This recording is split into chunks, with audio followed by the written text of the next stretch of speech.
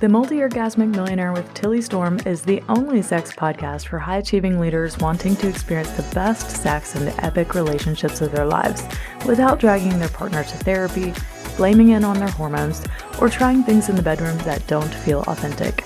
I'm your host today, Tilly Storm, top 20 sex coach in the world. I hope you enjoyed the episode. Welcome back to the show, everyone. It's Tilly, and I am in my summer of freedom. Have had so many house guests lately. I've had my kids at their dad's for the summer, and it's just been a really, really wild ride. We've been on several trips, visiting people and all sorts of things. So I'm excited to be back here sharing with you guys. One thing I wanted to tell you about that I'm going to be releasing an episode on The Sound of Freedom. Have you seen it? I have not seen the entire movie. I made it through about a third of the movie with my partner before he passed out in the hallway because the air conditioner wasn't working. I had heard that many theaters around the United States, this was a very common thing. And I found it very interesting that when my partner and I went to see the movie, that it was actually a thing. Like, literally, the air conditioner was not working in the theater. I had dressed in jeans. I had told him before we left, I was like, please remind me to put on jeans. I cannot stand overly air-conditioned places. I have never been in a theater where it didn't freeze my ass off, so I put jeans on, which I never wear, except unless it's like January in South Florida, maybe February, but I'd put the jeans on and I had a sweater and we went and we get there and I'm like, it's not freezing cold. This is weird. I actually feel really good. And he didn't say anything either because we keep our air temperature pretty warm in our house, usually around 78. And anyway, the movie starts, we make it through about maybe a third of the movie. And he gets up and says, I need to go to the bathroom, whatever. So he leaves. And then about 5-10 minutes later, I have the guys that are working in the movie theater, they come and tap me on the shoulder and like, hey, is your boyfriend the one with the long hair with the ponytail and blah, blah, blah? I'm like, yes. And they're like, okay, he just passed out. He's okay. He's outside right now. So I get up and I'm like freaking out. I'm like, what the hell is happening? And I go outside. It turns out he had a bad fever 2 days before that, but we thought the fever had broke the day before this event. And I guess he was still running a temperature of some sorts, and I didn't know what was going on. So I was like, holy cow. Anyway, I get out there and he's like, yeah, it just got really, really hot in there. And then he hadn't eaten for several hours before that too. And I was like, okay, this just seems like the perfect storm for passing out in a movie theater situation. So I was like, okay, whatever. Anyway, made it through about a third of the movie. And I'm like, okay, we get to have this conversation. We get to talk about these sexual shadows and what the fuck do we do with them? Because this is so important. But guys, before I do it, I gotta go see the rest of the movie. He's gone for 2 weeks, so it's gonna be a little while before I can get it out. But we're going to go watch the whole thing again and hopefully not have any issues this time. Okay. Well, one thing that I wanted to prep you guys for too is that I've been feeling a shift in working with some men. Yes, working with some men. I work with a dating coach who just works with men. She has a very large group program where her men come in continually. It's an evergreen program, and she has a lot of clients. And I've contracted with her to work with her men around sexuality specifically, so they can book sessions with me if they want. And I have had the most amazing time working with these guys. And what's interesting is one of the things that I have found is that almost every single one of them, when they have come to speak with me and have their session with me, one of the first things out of their mouths is, ever since Me Too.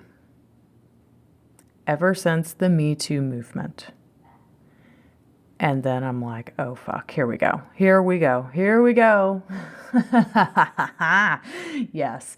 So we're going to have a little series for men coming up because I'm feeling on fire and freaking passionate as fuck about some of the bullshit you women are doing to these men out there. That has got to stop.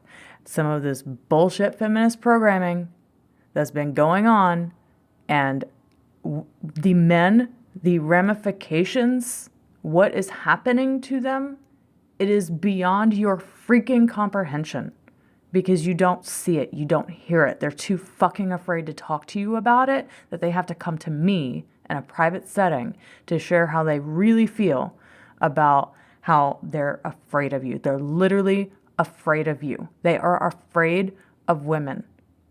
And this shit has to stop. So I'm sure you hear it in my voice. I'm sure you hear it in my energy. I am fired up as fuck about it. So today, I wanted to talk about something that I see very commonly in both men and women. So this is like my little transition episode because next week we're going to be talking to you guys out there, okay? What I'm seeing with both of you, men and women, is there is a very big conditioning to perform, to be able to show up, to be able to meet expectations with your partner, okay?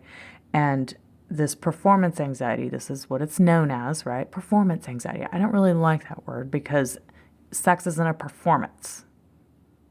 So why are we using that word in association with it?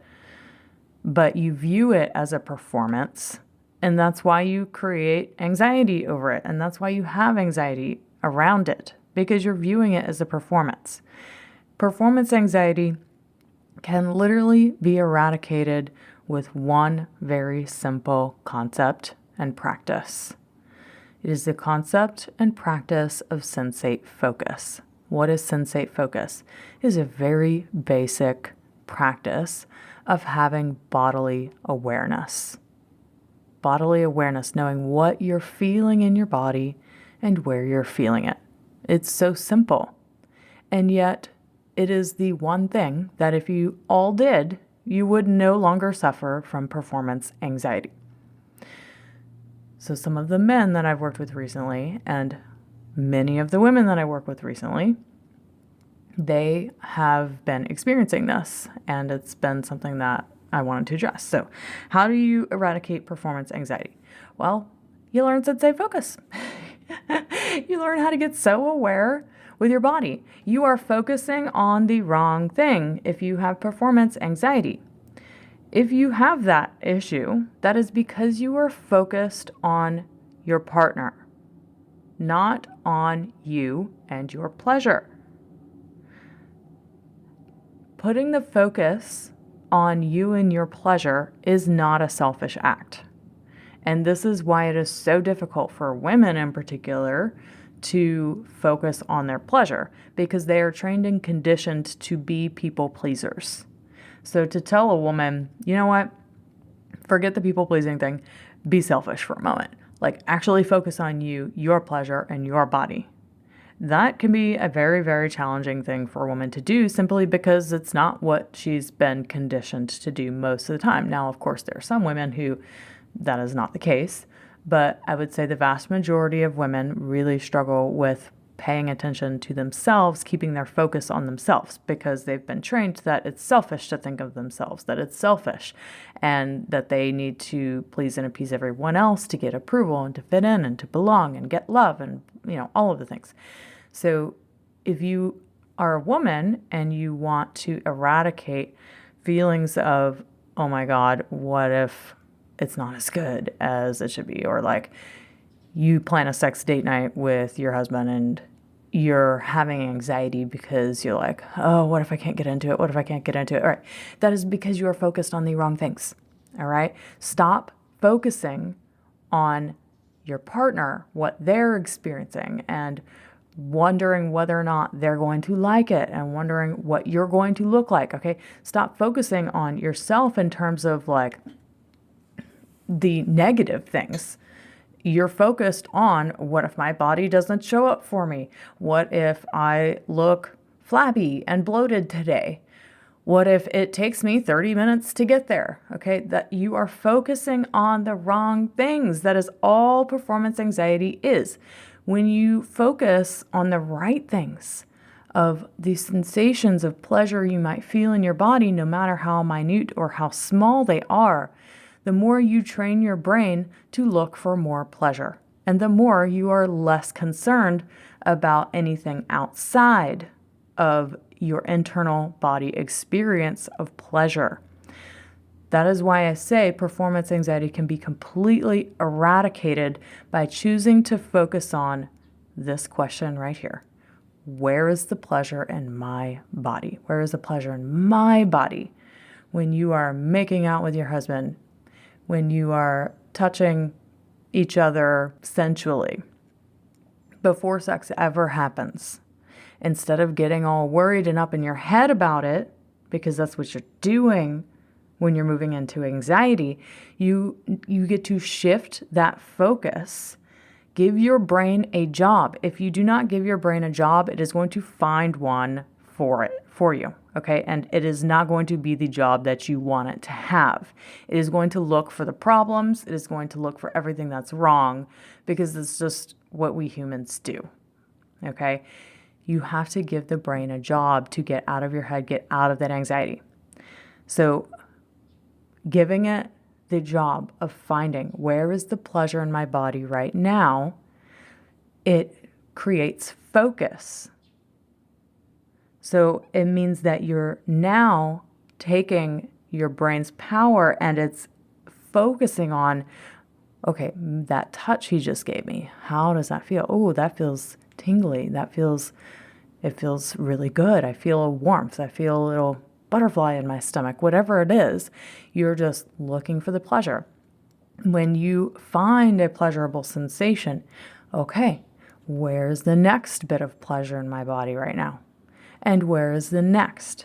And when you find these spots of pleasure, it is like you're riding the wave until there is no more pleasure. And then you ask yourself the question again, where is the pleasure right now? And then now, and then now, right? I've talked about this so many times, but it still is an issue for people. So I'm bringing it up again, because this is the basis of all great sex, is that your focus has to get off of the things that are giving you the anxiety because you're going in your head, and onto your own internal bodily experience of pleasure. Now, men, the reason why you experience performance anxiety, that means that that leads to not feeling that you're in control of your erection, that you can't get hard because you're so in your head and you can't think straight. Why do you think that would happen? Well, that happens because when you're in a state of anxiety, you are in fight and flight. And what do you think? Where do you think your blood is going when you're in fight and flight? Well, it sure ain't going to your genitals, okay? Because you need your parasympathetic nervous system activated to experience pleasure. But when you're in anxiety mode, you are not in that. You are in fight and flight mode. So all of your blood is literally rushing to your core to go fight a frickin' lion, okay? So, or to flee from the lion. And this is the exact opposite part of the nervous system that we want activated, because it is not the part that is going to give you control over your cock. So if you want to feel in control of your erection, if you want performance anxiety to go away, you must find a way to eradicate the thoughts of anxiety that put you in a state of panic. And the way that you can do that is by focusing on your own internal experience of pleasure yourself. So that means when you're in a situation, a sexual situation with your wife, your partner, whatever, you're with her and you're making out, you're kissing, you're touching, you're hugging, whatever. And instead of going into your head and thinking, oh my God, oh my God, oh my God, am I going to get hard? Am I going to be able to get hard? Am I going to be able to perform right now? Stop that bullshit. Just stop. They're just thoughts. Okay? Everyone has thoughts. That doesn't mean you have to attach to them. It doesn't mean you have to believe them. It doesn't mean you have to get on that train and ride with that thought down the performance anxiety thought train. Okay? It just means that you notice the thought. Oh, there's the thought. I'm starting to panic again. I'm starting to worry. And can I just let that thought go and give my mind another job? And then I want you to give your mind the job of, where is the pleasure in my body right now? Where is that pleasure? Can I get on that train? Because that's the train I want to be on. Okay? So performance anxiety can literally be eradicated by practicing sensate focus, by practicing getting out of your head and going onto the anxiety train and getting on the pleasure train. And the pleasure train, it doesn't mean, oh, I need to go think about this fantasy in order to get there, because that train is not sensate focused. That train is still like very much heady visual, okay? I want you to get in your body and feel the sensations in your body, the sensation of pleasure. So the reason I didn't say think about a fantasy instead is because you are still in your head. The cortical thinking part of your brain is still activated and online.